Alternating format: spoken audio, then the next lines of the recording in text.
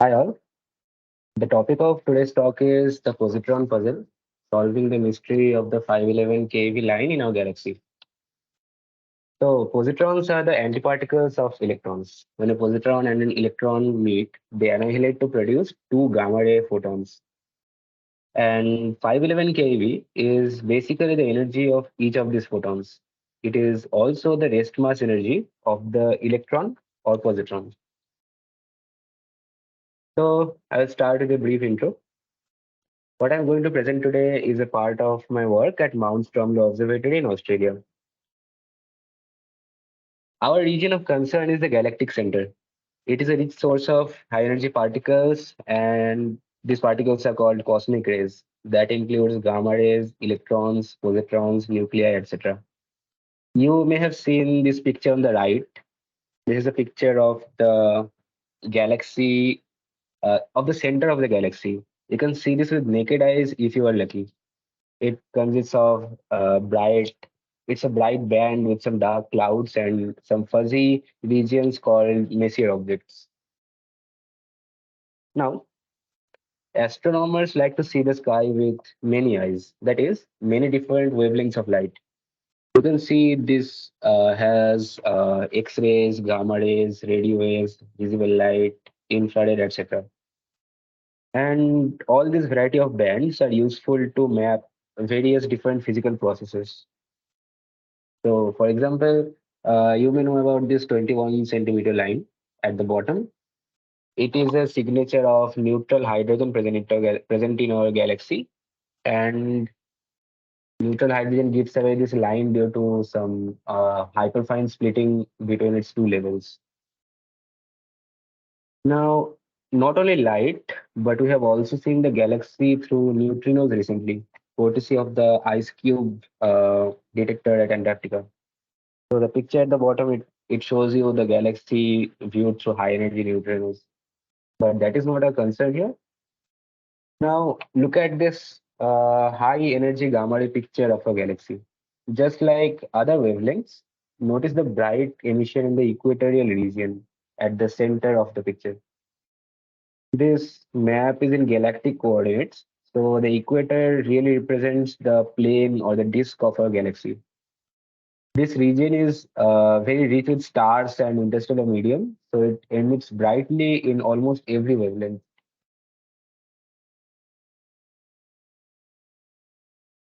Now, we saw that the bright disk is visible in gamma rays as well, just like any other wavelength, almost all other wavelengths. So now let us do a rearrangement of these gamma ray photons. We will ignore their directions and just look at their energy. That is, in technical terms, we'll be doing a spectroscopy of the gamma ray. So this is what the gamma ray spectrum of a galaxy looks like. On the x-axis is the energy in mega electron volts, and on the y-axis is the specific luminosity of gamma rays at that particular energy. Now, this data covers a large range of energies that is starting from 10 to the power minus 3 MeV or 1 keV up to 10 to the power 6 MeV or 1 TeV. So it includes data from multiple gamma ray emissions. All of them are combined here. You can see the list of a large number of gamma ray emissions here. But we are not interested in the entire spectrum. Rather, we are interested in a very small region near the 511 keV line. Now, this graph shows the zoomed in spectrum near the annihilation line. The black crosses are the observed data points, and these black vertical lines represent the error bars in the observed data, while the blue line is from my simulations, which I will explain later. You can also see a second line at around 1.8 MeV, and that is from a particular radioactive decay process. I will explain this later as well. Now we just select the photons in the 511 keV line. That is, only those photons which lie in the small interval around 511 keV, say plus minus 3 keV interval, and make a map of the galaxy using them. The picture that you see on this slide is actually a very good best fit model of this map. Now, a very interesting feature of this map is that instead of a disk, just like you can see the disk here, instead of a disk, you can see a bright bulge at the center and a very thickened region instead of a flat disk. Now, this is of concern to astronomers, and we will come back to it later. Now, we pause for a little and look at positrons in the galaxy. So, positrons are a very tiny fraction, that is typically 1% of the cosmic rays that we observe on the Earth. In fact, most of the positrons that we observe are produced in our atmosphere itself. So they are secondary cosmic rays, which are produced by the interaction of primary cosmic rays with atoms and molecules in our galaxy. Sorry, in our atmosphere. Only a very small fraction of the positrons that we observe on the Earth are produced from the outer space. That is, they are astrophysical positrons. But that is not the entire picture, and it's because most of the positrons in the galaxy that are directed towards us, they are deflected away from us. They are deflected away from the solar system because of the magnetic field of the sun that acts like a shield. So we just receive only the most energetic positrons that are emitted from the galaxy. Nevertheless, we know a lot about what are the different processes that generate positrons, about the different astrophysical processes. So talking of the sources, two of the biggest sources of positrons in the galaxy are the ones that we also observe in the laboratory. The first is the acceleration and collision of particles. It is very similar to what happens in the LHC. You just accelerate particles and make them collide. They will produce several intermediate particles, which then decay into elementary particles like electrons, positrons, and other kind of particles like hadrons. Now, this kind of acceleration is possible in high energy regions like black hole accretion disks and pulsars. The second process is the decay of nuclei. Positrons are produced by beta plus decay. And some of the important astrophysical sources of this beta plus decay are these nuclei such as 26Al and 56Nm. These nuclei are produced in supernovae and are emitted as high energy cosmic rays. The third process is photon-photon pair production. So I told you about an electron and a positron colliding with each other and producing two gamma ray photons. This is the reverse process of that, where two photons collide with each other under very extreme conditions like strong magnetic field or strong gravitational field and produce an electron and a positron if the energy is high enough.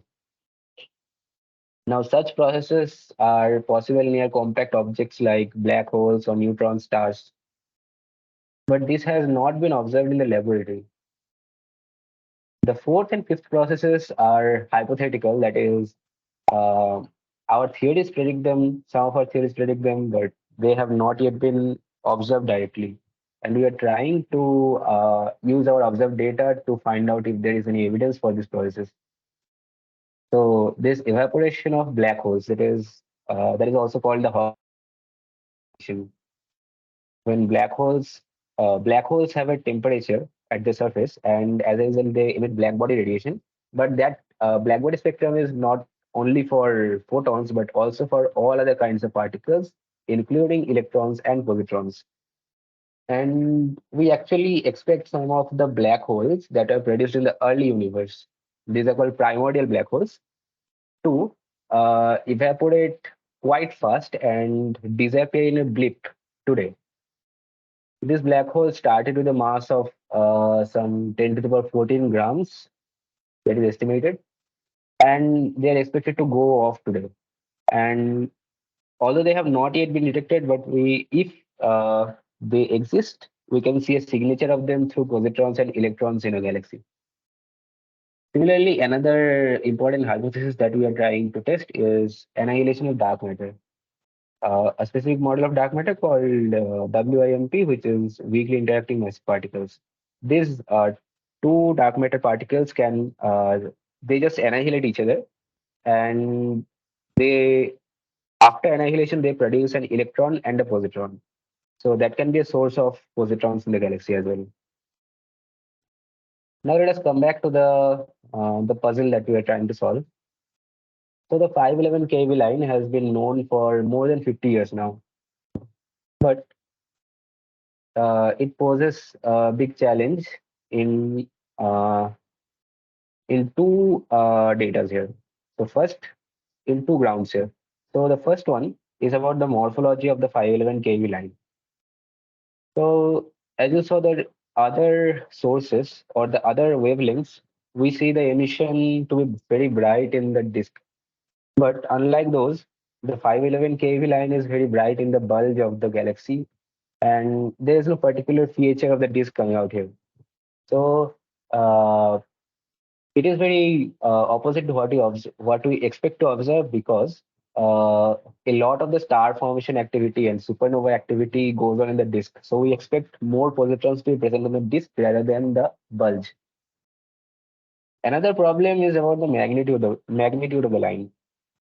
That is, we are observing only a tiny part of the gamma ray that is coming out from the galaxy, just because we are located in a tiny corner of the galaxy. But if we do a back calculation and we find out what is the exact luminosity of our galaxy in 511 kV line, then we get some number. And that number actually represents the rate of positron annihilation in our entire galaxy. And if a galaxy is going through a steady state of positrons, the rate of positron production and the rate of annihilation must be equal. And that says that around 10 to the power 43 positrons should be produced in our galaxy every second. Now, I told you about the various physical processes. We do actually have a tally of the processes that are going on because we have an estimate of how many black holes are there around us or how many pulsars are there in the galaxy. But that number does not seem to produce this many positrons. So there is increasing evidence that we may have to invoke the last two components of positron production. Now I will give a brief description of my work. So uh, we start with the basic fact that the 511 kV line is generated when positrons in cosmic rays annihilate with the electrons in the interstellar medium. But that still cannot explain two questions. First is where these positrons are produced. That is the morphology of the how is the morphology of the 511 kV line explained?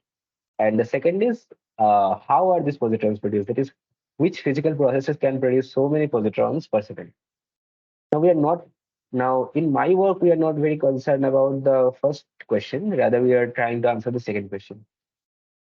So we try to find out how these positrons are produced or injected. Now this answer is partially known. I told you about the beta decay of different nuclei like AL26, but that is not sufficient, as you will see. And we need to invoke some other source, which is also relativistic. Actually, even without a relativistic source of positrons, it is possible to explain this. But a relativistic sources, it's like it is not completely ruled out by our models. That is, it is still possible to have a relativistic source of positrons that gives rise to the same 511 kV line. And we're going to talk about that. So we are focused on two main questions. How is the energy of the injected positrons distributed? That is, say, what fraction of the positrons are injected from AL26 and what fraction are injected at, say, some higher relativistic energy? Also, when I say relativistic, I mean that the kinetic energy of a particle is much larger compared to its rest mass energy. Then we call that particle relativistic. We are also trying to answer what fraction of the 511 kV line is explained by this relativistic positron injection. Now, a very brief description of the methods. So first we simulate the propagation of positrons and electrons in a galaxy. That is, positrons and electrons are injected at some point in the galaxy, and they diffuse through the interstellar medium, undergoing several different loss processes like uh, they interact with the magnetic fields, the electric fields, the atoms, and they lose a part of the energy. And after losing this energy, they come to rest and they begin to annihilate with electrons, or they just form some other bound states, etc. The second point is we obtain the gamma ray spectrum of a galaxy. It is called specific luminosity. That is, how much luminosity are you getting in a very small interval of gamma ray energies. So the simulation itself gives you the specific luminosity versus the gamma ray energies. The next step is to combine this simulated data with some theoretical models, because a lot of the processes that we are going to add will be determined from theoretical models, and you can add them to the simulated data directly. And the last step is to compare this theoretical spectrum with the observed spectrum. And just a little bit of information here. The observed spectrum is obtained from the satellite called Integral. Integral stands for International Gamma Ray Astrophysics Laboratory. And whenever we make a model, we have some free parameters, that is, parameters whose values are unknown, and we try to obtain a constant of these parameters. So from that, we can obtain this various constraints on the parameters such as energy, or say some fraction, whose fraction of the line is obtained from the relativistic positrons, etc. I'll come to it later. Now, what exactly are we injecting?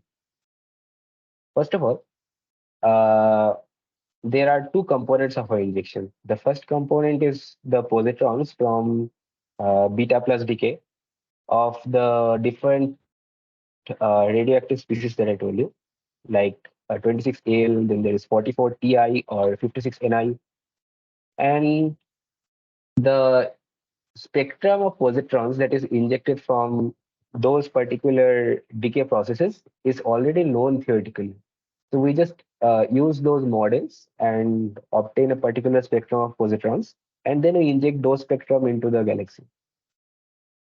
The second component is the models that we want to test. That is, so we want to test if there are primordial black holes or dark matter. So suppose we are assuming here that whatever unknown relativistic source is there, it injects positrons and electrons at the same energy. That is, it is a monoenergetic spectrum that looks like a delta function if you draw a graph. All of the positrons and electrons are injected at the exact same energy, which is called Ti here. Ti is the kinetic energy of, say, the positron or the electron. Although this is a very simple model where we inject just a delta function, we can actually change this spectrum to, say, some other spectrum to suit our dark matter models. So this is the graph that we obtained. This is very similar to the graph that I showed you before. Just the quantity on the y-axis is slightly different here. So these black crosses still represent the observed data points, and the blue line represents the theoretical data points. There is also an orange curve that looks very similar to the blue curve. Now, what is the difference between them? So, you know, the orange one is the true spectrum, and the blue one is what is obtained after experimental errors. Or it is uh, the observational errors. That is, uh, so suppose you have produced a 1 MeV gamma ray and you put it on a detector. Now, the detector may not detect it as a particularly, like, it cannot detect it as exactly 1 MeV gamma ray. It may detect it as a smaller energy, say it is 0.9 MeV. But that is a very less probable event. Similarly, here you inject the orange spectrum, but the detector should give you the blue spectrum after measurement. Now, there are many other components such as the brown lines, the green curve, and the purple curve, etc. I'll explain them in the next slide. So, what are the different gamma ray components in our model? That is, what different processes lead to the gamma ray spectrum that we are expecting to see? So, first of all, uh, if you look at the energy range, it starts at around 30 keV and it goes up to 8 MeV. Now, what are the different processes that produce gamma rays in this range? First of all, annihilation of positrons by electrons in the interstellar medium. Now, the positrons can annihilate the electrons when they have come to total rest. So, when positrons are at rest and the electrons are also at almost at rest, they can annihilate and produce 511 keV photons. That is, they produce two gamma ray photons. But this process is not so simple because most of the time they do not annihilate directly. Rather, they form a bound state which is called a positronium. A positronium is just like a hydrogen atom, but the nucleus is replaced by a positron. Now, a positronium can exist in two states again, depending on the relative orientation of the spin of the electron and the positron. So there is this orthopositronium, which exists in 75% of the time, and it decays into three photons, whose energies are less than 511 keV. And the parapositronium, it exists 25% of the time, and it decays into two photons, whose energies are exact 511 keV. And you will expect that the parapositronium decay will give rise to a delta function at 511 keV, while orthopositronium will give rise to something else. So you just look at the graph. There's this purple curve that you can see at the middle of the graph. It consists of a triangle shaped region and a very steep line. So this line is actually a Gaussian. That is due to the parapositronium decay. And the triangle shape is formed due to the orthopositronium decay. The second component is annihilation of positrons in flight. That is, uh, it happens when the positrons are still not at rest, but they can annihilate with the electrons. Now, this process is actually better seen in the center of mass frame of the positron and the electron.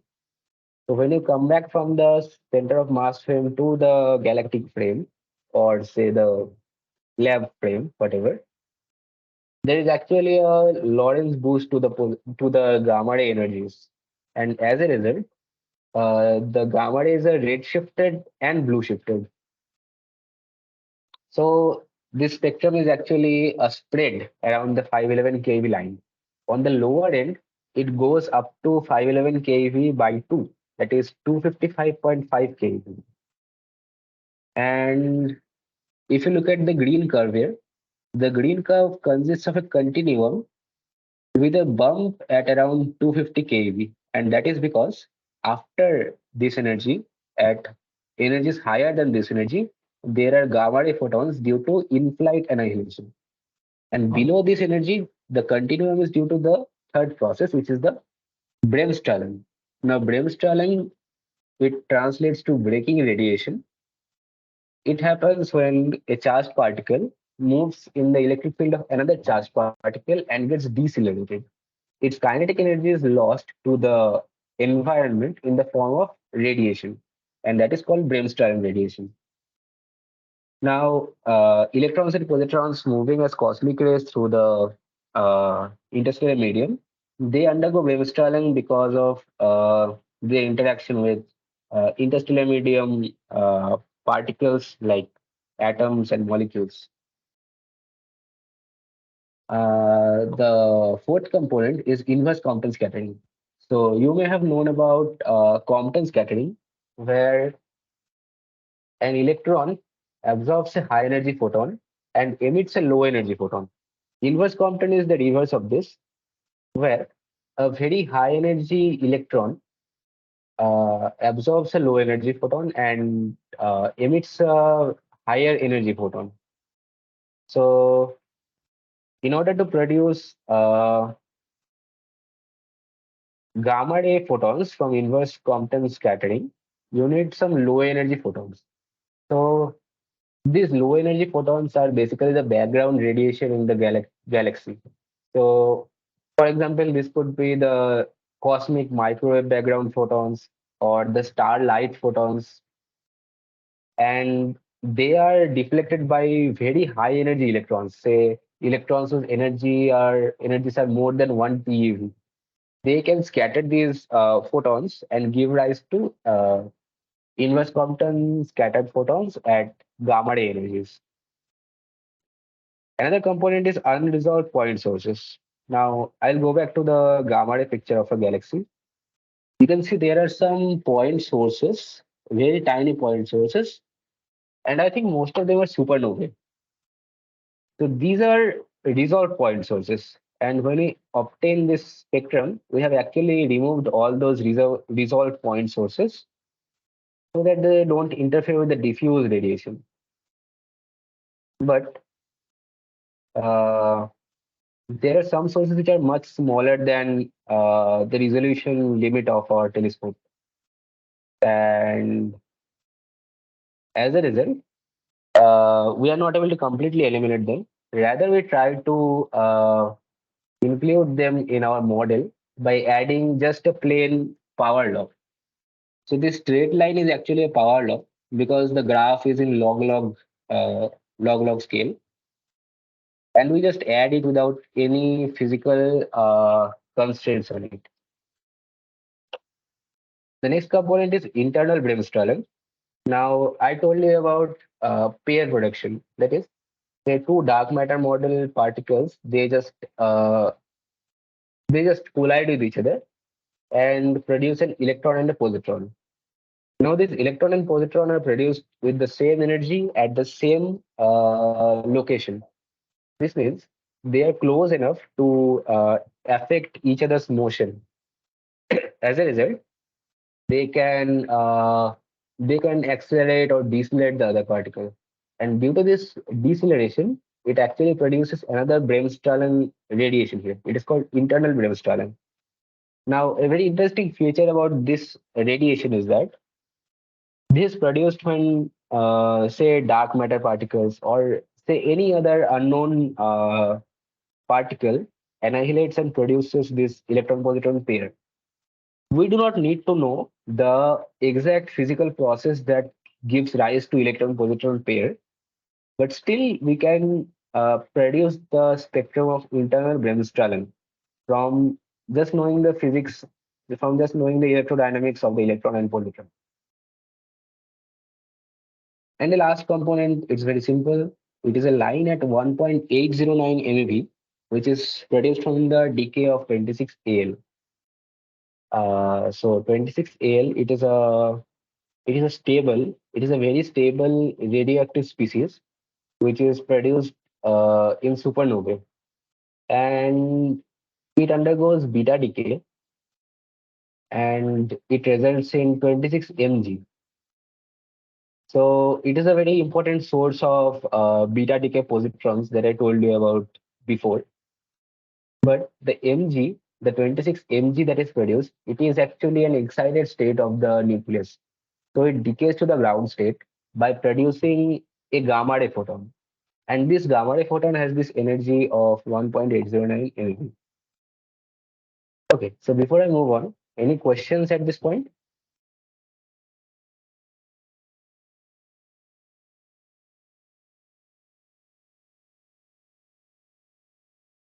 Yeah, so am I audible? Yeah, yeah. Yeah, so when the annihilation of positrons occurred by the electron positron annihilation in positronium, so they form a stable, a metastable state when it is in a positronium system. So that will Yes. have a binding energy. So that binding energy will decrease the emission line, right? It won't be at 511 keV, but a bit less? Uh, no, because see, you give the binding energy to it, so it will just absorb some energy from there, but it cannot absorb energy directly from the photons because the photons are produced after you give them the binding energy. I mean, Uh, let me yeah. simplify it. The process is Mhm. not possible unless you give them the binding energy. Yes. Yeah. Okay. So Also, it is accounted for here. the binding energy is like so. If you try to find out the binding energy of this positronium, it is very simple to find Mhm. out. That is because you know what is the binding energy of a hydrogen atom? Yeah. It By is taking the 13 rest point, masses and subtracting. yeah. For the hydrogen atom, the binding energy is 13.6 electron volts, right? Yeah. Yeah. So, for hydrogen atom, the effective mass of the electron plus the nucleus, it is or the reduced mass. So it is Me times Mp divided by Me plus Mp. So it is approximately equal to the mass of the electron, right? Yeah. Yeah. Yeah. But if you try to find out the reduced mass of the positronium, it is Me times Me divided by Me plus Me. That is half of the mass of the electron. Yeah. Now, I told you that the hydrogen atom and the positronium are exactly the same, just the central particle is different. Now, uh, if you look at the formula for the binding energy of the hydrogen atom, you will see that the only factor that will be differing here is the mass of the electron in the numerator. So there, the binding energy of the hydrogen atom is proportional to mass of electron. So you just replace mass of electron by mass of electron by 2 in the positronium. So we'll get that the binding energy of the positronium is 13.6 by 2, that is 6.8 electron volts.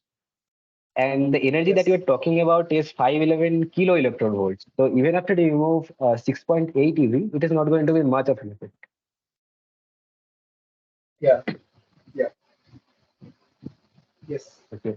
Uh, and also another question that I had was that octopositronium is in a the spins are aligned, so it is in a is equals to one state. So yeah, so if our galaxy has some square magnetic fields, then uh, this can change the energy of the octopositronium, right, compared to parapositronium. And will that affect the 511 kV line?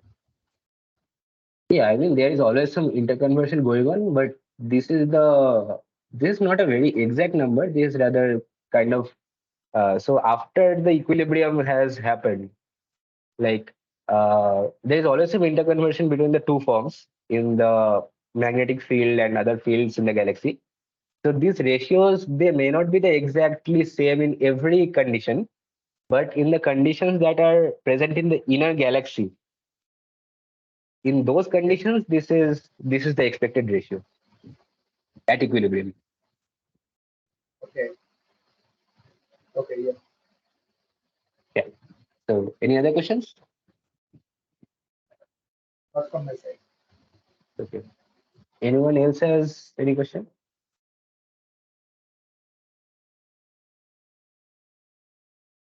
Okay, I guess no.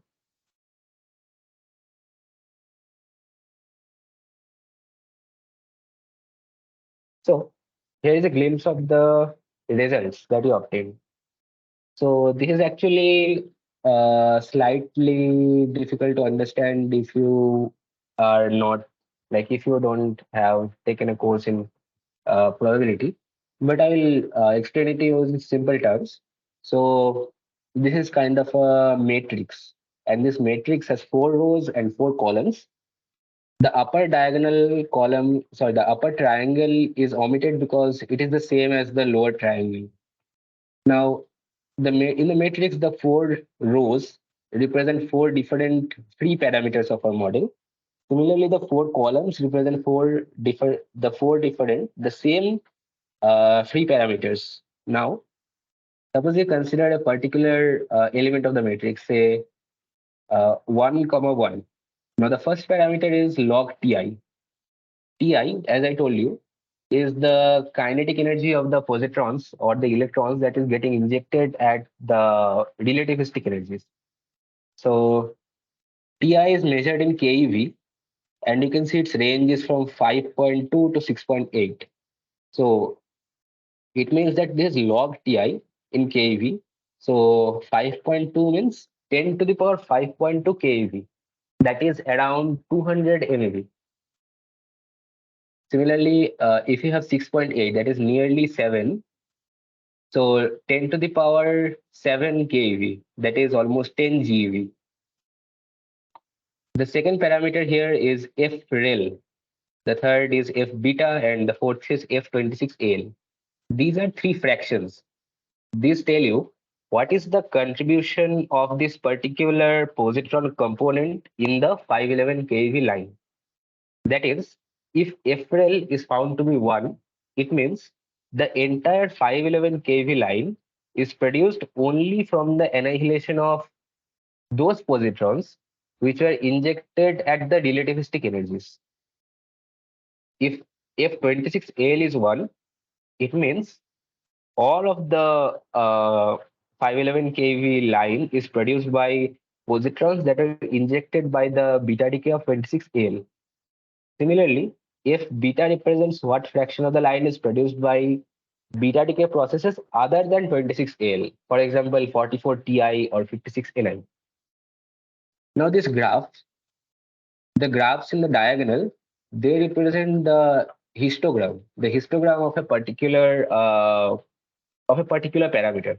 So this actually represents the likelihood function. That is, how much likely is it for the log Ti to be in this range? And it is what we infer from our model by curve fitting. So this is basically we are doing a curve fitting, and after the curve fitting, we are just giving the data in this graphical format. So what we conclude from these graphs, the first conclusion is that the relativistic injection energy Ti is constrained between around 180 MeV and 1 GeV. And this is a very statistical term called 95% confidence. That is, uh, there's a 95% chance that this is the thing. I mean, this is roughly speaking, we can say with 95% confidence that the actual Ti is constrained between this region. Although the technical definition is something else, and I'm not going to bother about that. Now, this result is particularly interesting because previous results, that is, some results which are published in around 2004 or 2005, they say that this relativistic injection energy has to be less than 10 MeV. But our new results are in contradiction with those. The second important result is that it is very likely that a large fraction of this 511 kV line is produced from positrons that are injected at relativistic energies. Simply, this means that this fraction FREL can be very large. So, for example, if you see, there is a peak of this FREL at nearly zero point 0.8. That is, which means that it is possible to have more than 50% or even 80% of the line getting produced only from relativistic positrons. Now, it is almost the end of the talk, so I'll tell you about some useful resources. The first is this simulation package called Cryptic, which I used for my simulations. This was developed by my supervisor for this project. And the second one is the data source that I used here. And this is from the integral gamma ray data. And here are the references for my talk. So I'll end here. Thank you. If you have any questions, you can ask now.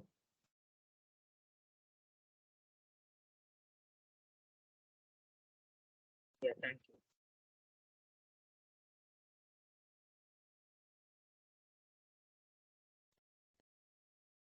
So are there any questions? No, thanks. Okay, thank you. Bye. Right?